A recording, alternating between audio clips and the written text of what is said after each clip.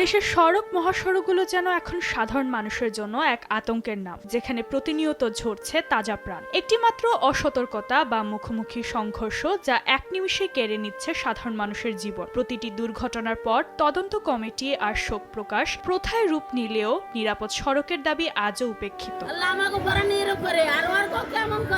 তেমনি ফরিদপুরের মহাসড়কে ঘটে যাওয়া দুর্ঘটনাটি যেন সেই উপেক্ষিত বাস্তবতারই আরেকটি প্রমাণ। ফরিদপুরে বাস ও অ্যাম্বুলেন্সের মুখোমুখি সংঘর্ষে ফরিদপুরের একই পরিবারের 4 জন সহ মোট 5 জন নিহত হয়েছে। 24 মে ফরিদপুর ভাঙ্গা মহাসড়কের শঙ্করপাশা এলাকায় এই দুর্ঘটনাটি ঘটে।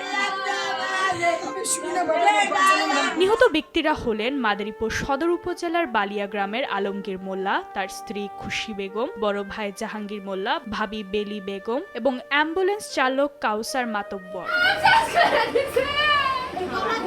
পারিবারিক সূত্রে জানা যায়, 2 মাস আগে স্ট্রোকে আক্রান্ত হলে প্যারালাইজড হন বালিয়া গ্রামের আলমগীর মোল্লা। উন্নত চিকিৎসার জন্য 24 মে সকালে অ্যাম্বুলেন্স যোগে তাকে ফরিদপুর ডায়াবেটিস হাসপাতালে নিয়ে যাওয়া হচ্ছিল, কিন্তু পথিমধ্যে শঙ্করপাশা এলাকায় পৌঁছালে ঢাকাগামী একটি বিআরটিসি বাসের সাথে অ্যাম্বুলেন্সটি মুখোমুখি সংঘর্ষ হয়। এতে ঘটনাস্থলে প্রাণ হারান চালক সহ অ্যাম্বুলেন্সে থাকা একই পরিবারের 4 যাত্রী।